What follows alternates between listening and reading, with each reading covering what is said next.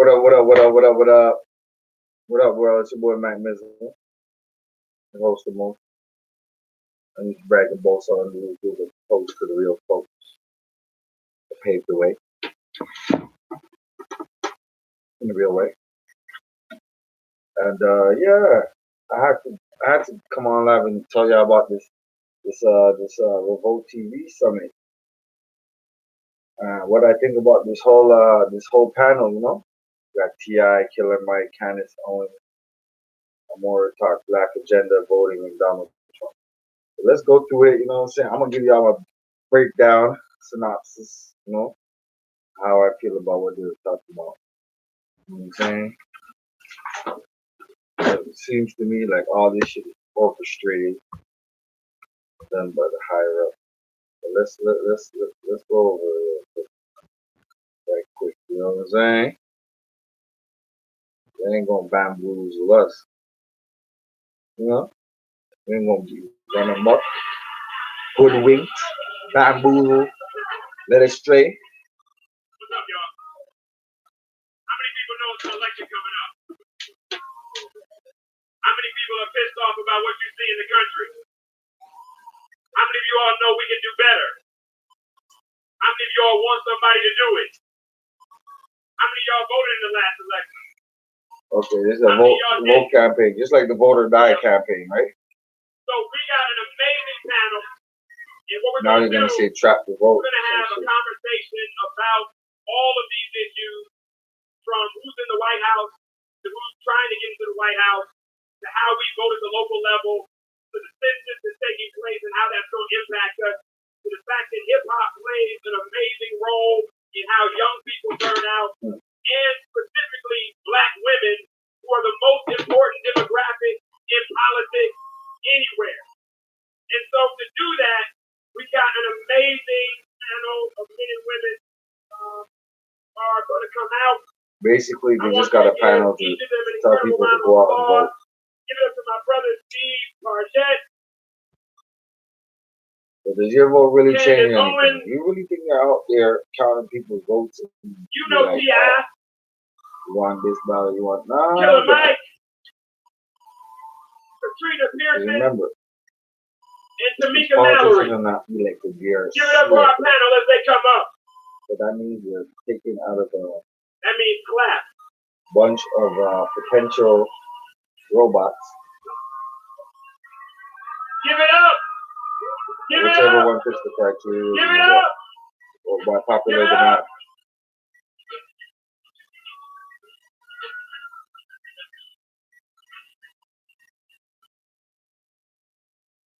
All right, y'all, we're going to get right into this.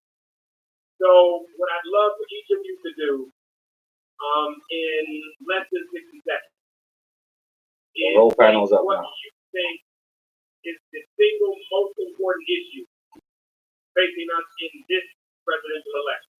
Single most important issue facing us in this. I bet you none of them say reparations, which they should, because they all fucking deserve it, right?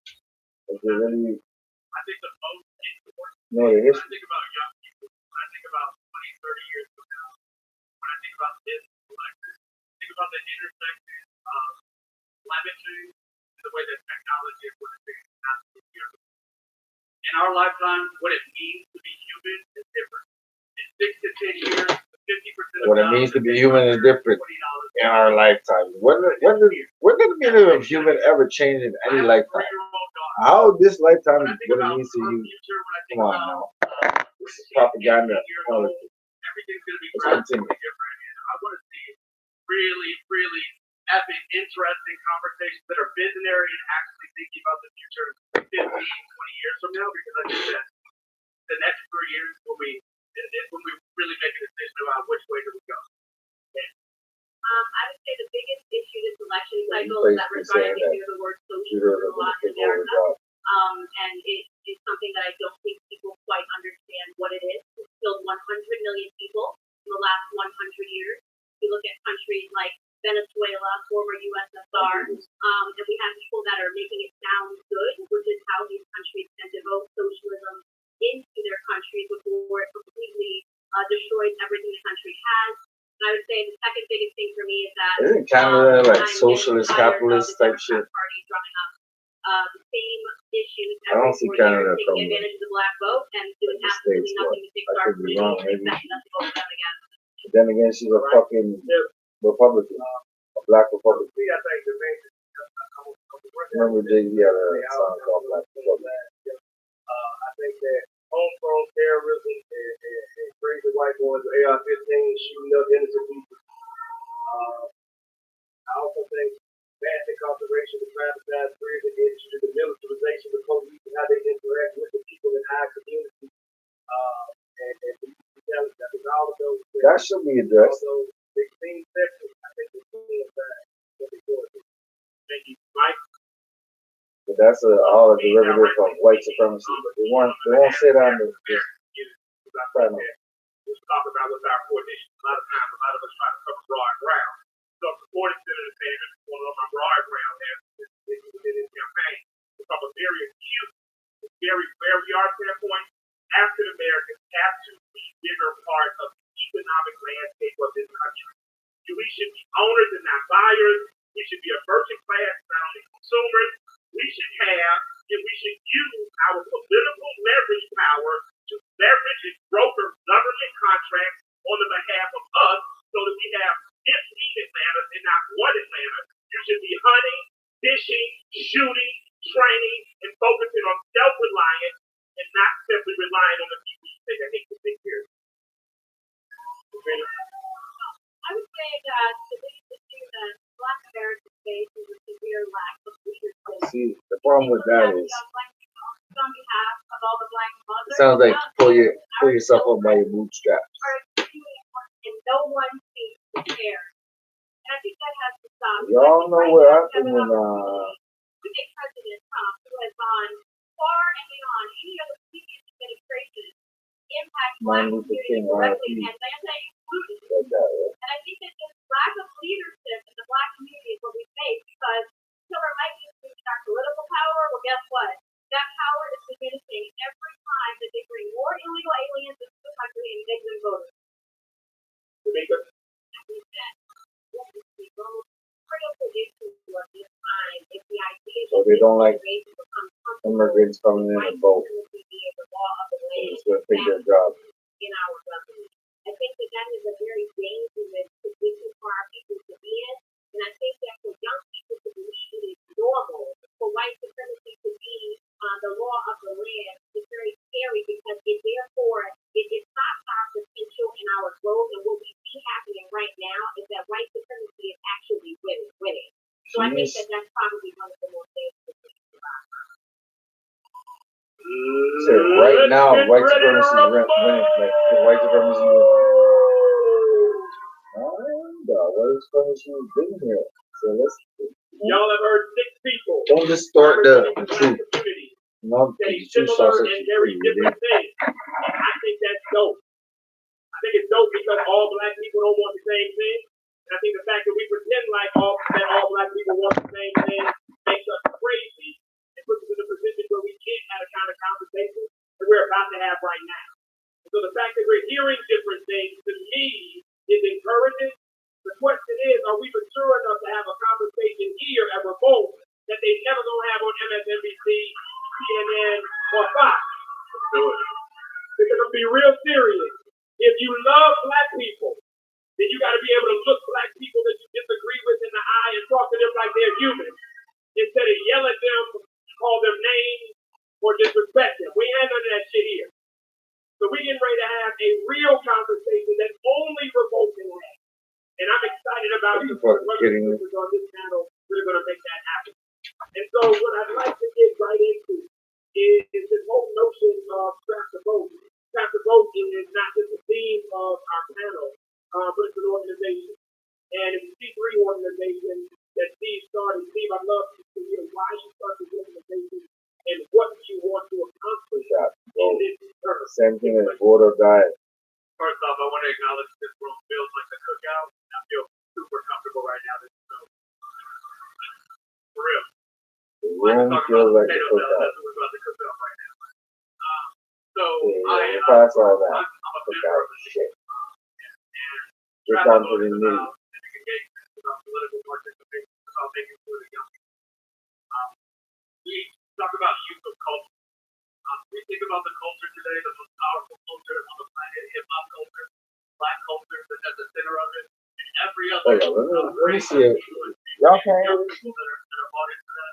Talk about the fear of God that Jerry Lorenzo drops, and all the white kids get them, and all the black kids wanted them. We're all a part of the same streams on our Instagram timeline. This is globally powerful. Yep, Matt Little Show, brought to you by yours truly, sponsored by Spicy Podcast. Over the past 7 years, with the rise of many groups all over the country, and young people particularly using their voice to talk about things to take care of us. Trap the Vote is about bottling that cultural energy, that cultural power, and turning it into political power. I don't have an agenda. My agenda is to uplift the voice of young people all over this country, because these are the future leaders of. So you just want people to vote and you have no agenda? Young people, we're listening. We're doing polls, we're doing surveys, and we're listening to young people. We're hearing them say that they don't feel heard. We're hearing them say that, hey, we're being real loud about the issues that we care about, and our political representation is too polarized, and they're not making anything happen for us. We want to make sure that the 17-year-olds, 18-year-olds, up to 35, everybody votes, that everybody feels powerful, that everybody feels engaged, so that we can usher in a new generation of leadership. We're talking about not only millennials, but Gen Y and Gen Z. This is the future. The future is right now, and I think that we need to take young people more seriously. So that's what Trap the Vote is about. So if you have no fucking agenda, so Tamika, I want to. How the fuck are you trying to get people to vote? No, you have no say or nothing. You don't care about nothing. The language we use, young people, to hear black people because somebody died for them to vote. We hear it over and over again. I don't go to the polls because somebody died for me. I appreciate those that came before me. I vote for my baby. I vote for my interests. I vote for my business.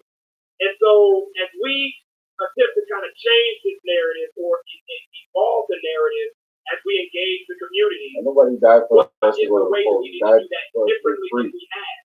Especially oftentimes when we don't have candidates that are directly inspiring young people to be involved, to make an impact. I think that in this moment, some of us, we definitely have to strive different for from that whole language around who died for us to not to have worry about our right to vote and all of these different things. It doesn't work. I think in this particular moment, we have to respect the fact that young people are brilliant. They are reading, watching, listening, and paying attention. And whether or not we value their opinions does not mean it does not count. The only way we can bring young people to the table is to talk to them about the issues that are at the center of what they care about. In their communities, police brutality is an issue. Obviously, education is an issue. Jobs are issues. These are the things that they care about. So when we fly in, what is fancy and having people who don't know anything about the water being dirty and don't know anything about what's going on the ground, we are missing them completely. We cannot talk about people without having them as part of the conversation. And more importantly, I feel like so many of our spaces, even black spaces where we are organizing, are too elite for the people who we talk about. So if we are organizing without those who are the triggers, the scammers, the people who have been cast out in our society, if they are not at the front of the conversation, we're just doing something to make ourselves feel good. We're not really doing anything for the people in our community. Yeah, he said everybody got to get in. I agree 100%. Don't get up. And what you said, I don't think that people should be motivated to go because of the dad or the vote. I think they should be motivated to go because of the decisions that are being made affect them and affect the people that they would die for. You understand what I'm saying? I think that one of the main issues is we wait too late to start to try to motivate young people. This should be a conversation in first grade, second grade, third grade, all the way up to high school. That way, at 18, and it's the first election. That makes sense. Yeah. It's an extra shit. I think it has to be like a mindset that is developed over time. And also, I mean, mindset must be developed behind us. And I appreciate that because these people like you, but I do have an agenda. My agenda is to liberate my people, teach them to love each other again, revitalize my community. create a self-sustaining, financially stable ecosystem that will be present for generations to come. And you can't do that without putting the proper people in office that have singular interest and a passionate, just a passionate need to fill these voids, whether it's education, whether it's employment, whether it's just proper opportunities for us and access. A seat is not a seat at the table. We want the motherfucking table. You know what I'm saying? We don't want a seat. And I'm tired of asking. You can never continue to ask the motherfucker who's oppressing you to stop oppressing. You know what I mean? That shit it only happens by leverage and force. And our leverage is our culture. Our leverage is the power. And until we take control of that and redirect that to the place but I don't know if it's the dollar that we need to redirect it towards, then we'll always more like white supremacy. Some more diabolical plot. So with that, I want to build on that. And Candace and Mike, I'd like to chime in. If that is true, and I'd love to hear that if you all think that is true, then we really shouldn't be acquiescing to the agenda of either party. We essentially should be developing an agenda that is ours and forcing them to respond to that. But so often we are simply saying, I want to support Trump or I want to support this candidate, and it becomes a party decision versus forcing them to know what our vote is worth. So I'm interested, because both of you are on different sides of the aisle. How is the best way to engage a two-party system? I'm on the black side of the aisle. We represent two different candidates, but I'm on the black side of the aisle. I'm on the side where the good will take the salary. So I'm gonna let my sister speak first, but I want everyone to know my political interests start and end with how I grew up in Atlanta. So it's just a little foolish for us to say that we don't inspire children by saying someone died for your rights, because the people who oppose you glorify their heroes. I am a proud American. Let me say that first. I have no problem saying that because I've provided an opportunity in this country that I travel around the world other black men and women don't have. Now, it is my responsibility to take that opportunity and create more opportunities by way of economy, by way of having a platform to speak on behalf of, and by way of making sure my constitutional rights and privileges are honored, which is why you hear me, who stands a lot of times with people on the left, say, I don't give a fuck what you niggas talk about. We just want to know everything is time, because now they're going to count the votes on their own, right?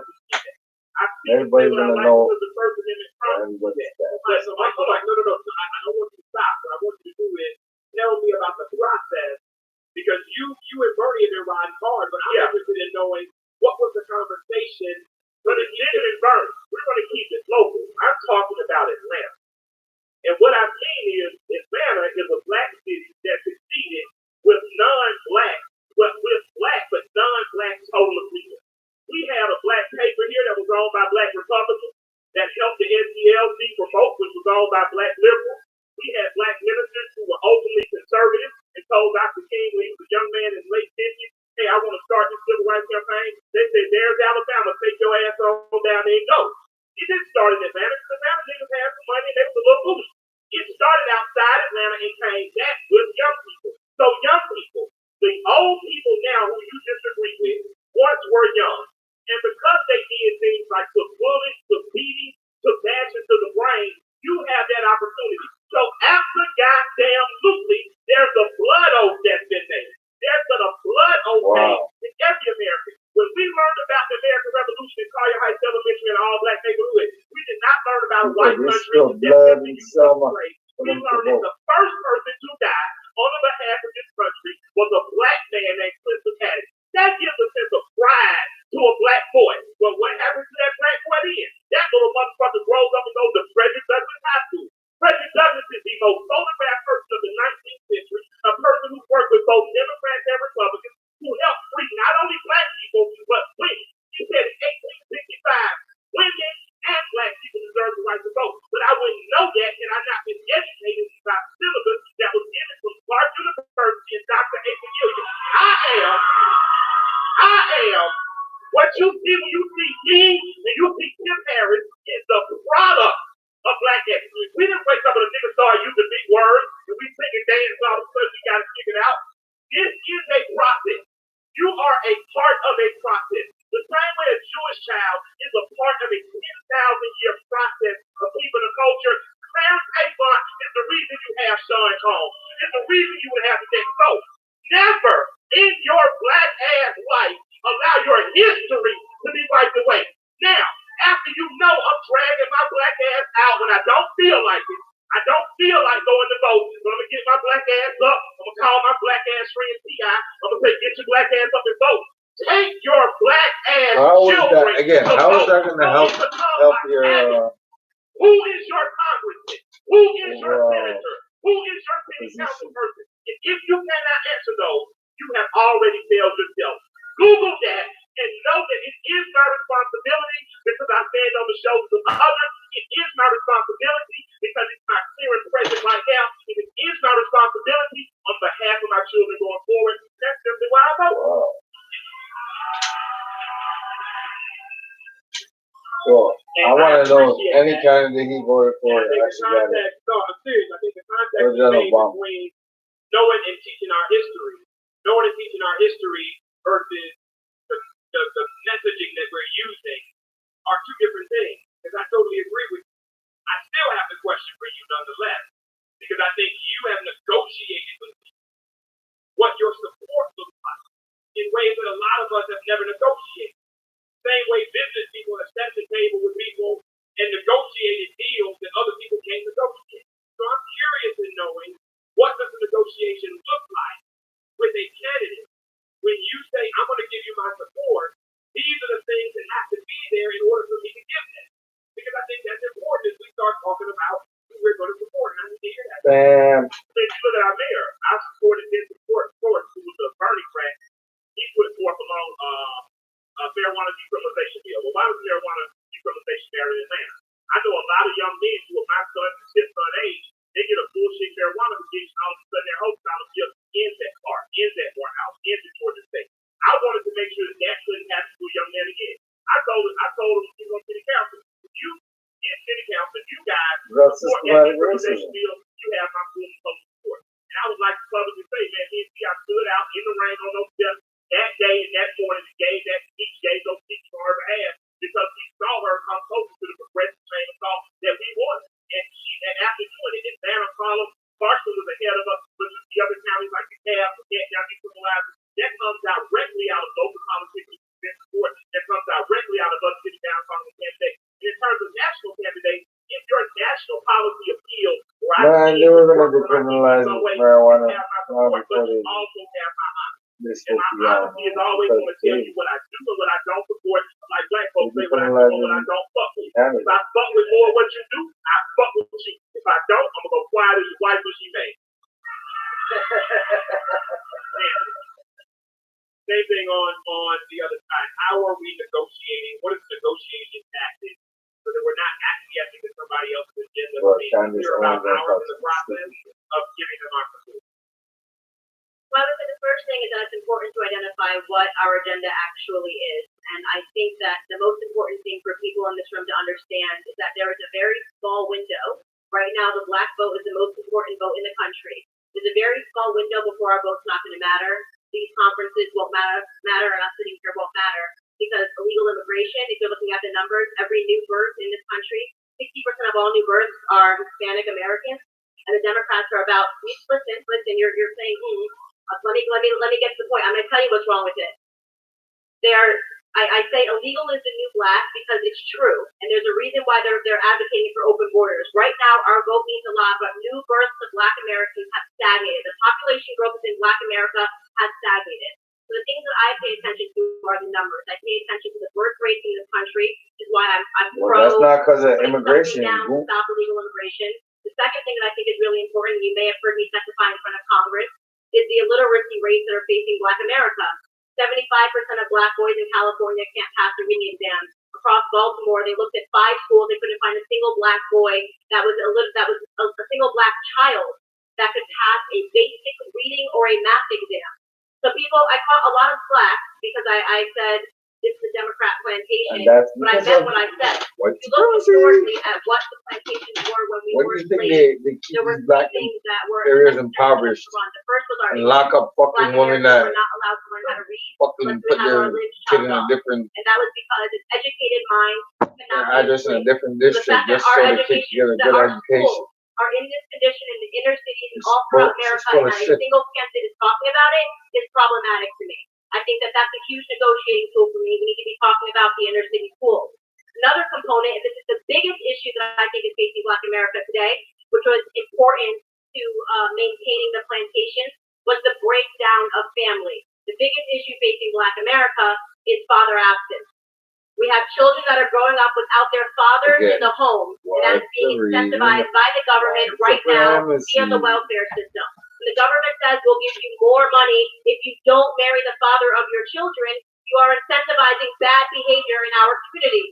What happens when you remove a father from the home? This is why I do not mess with feminism at all. I'm not with it. This breakdown and mocking masculinity, making it seem like there's something wrong to be a man, all of this contributes to the breakdown of family.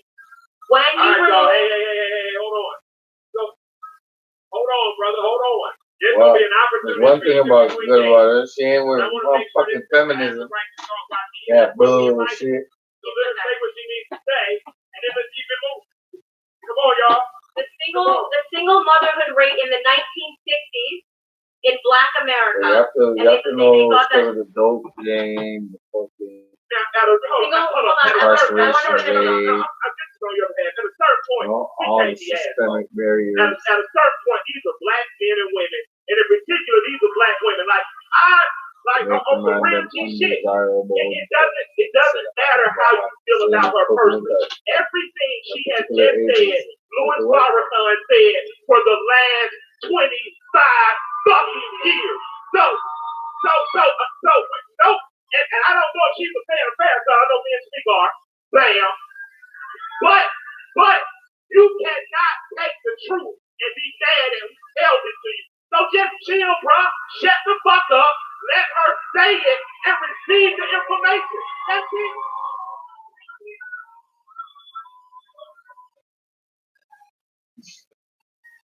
I apologize. I digress. Thank you. Thank you so much. I want you to continue because I was listening. Yeah. So, I mean, I've been turned into public enemy number one. I say the same thing when I hit every stage.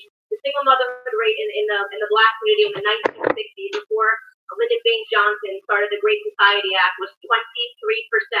At that time, that was considered very high. 23% of Black people growing up without a father in the home. Margaret Sanger and all that. The single motherhood rate in the Black community today is 74%. 74% of our children are growing up without a father in the home. It was Barack Obama, who I don't even really have anything for, who told you what happens when you remove a father from the home. You're 9 times more likely to end up in prison. You're 6 times more likely to drop out of high school, and you're 12 times more likely to lead a life of poverty. Why is nobody talking about father absence, and why do we keep being silent when we actually do? This is what Black conservatism is, by the way. It's really not. It's not that controversial. So let me, because I'm going to let you come in a second, but I want to make sure I get Katrina in here. And then we're going to open this up a little bit. Because at some point, I hear all of this, but the issue is we still got to elect people and we still got to create power from the local level, state, and national. So there's a plan that has to be in place for us to be able to deal with some of this stuff. So Katrina, I want to hear from you as you've been engaged in this current administration. What is it about this administration that makes you so confident that it has the ability to deliver what a Black community that this president is often in opposition to can? That's a great question. It goes to what I said was the biggest gap in the Black community, and that's back to leadership. When I first met President Trump, I'm trying to heard him years before he actually ran for office talk about certain things that I felt were really important to me as a Black mother, not just as an American or as a voter. But what he has done since he's been elected, he's proven himself. He has given more money to HBCUs. He just eliminated $300 million of debt from hurricane relief from HBCUs. Just gave them another $100 billion more on top of what no one wants to talk about, like those at MSNBC and CNN, are opportunity zones. There are 9,000 opportunity zones that was established by the Trump administration, including probably 24 counties right here in Atlanta, in this state, in Fulton County, where he has put up hundreds of billions of dollars of investment into Black communities, not just poverty communities, but Black communities. And to me, you put your money where your mouth is. This president has done that. So what you should do, all the young people in the room, you said this president put money we don't where have a voice. We hear disenfranchisement. Well, guess what? Who has been in charge of these communities for the last 4 to 5 decades? Democrats. Exactly. So wait, no, wait, because I'm loving where we're going. I'm loving where we're going. And I love the fact that, to me, promise zones sound a whole lot like empowerment zones from the Clintons. And neither party delivered on making sure that legitimate development took place in our communities. And so I'm interested in you coming in. What about the Bushes? How do we begin to really deal with that? Because the federal government creating zones has normally been the places where gentrification starts. Yeah, there's so much holes in this story. It's unbelievable. So that was my point. I had a question for both of you young ladies, and Candace, we spoke many times, and you're an extremely brilliant young lady. And so my question to you is, how is it that you can support yourself? I mean, that you can support and align with a constituency that will not denounce white supremacy? So that means your son, basically, or your you see, any of your brothers, T.I.'s staying on code. You know what I'm saying?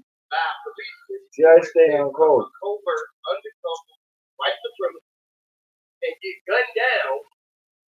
This constituency would have absolutely nothing to say about it. Please let me answer this question. Please let me answer this question. And although what you're saying is a lot of the things that you're saying are absolutely factual.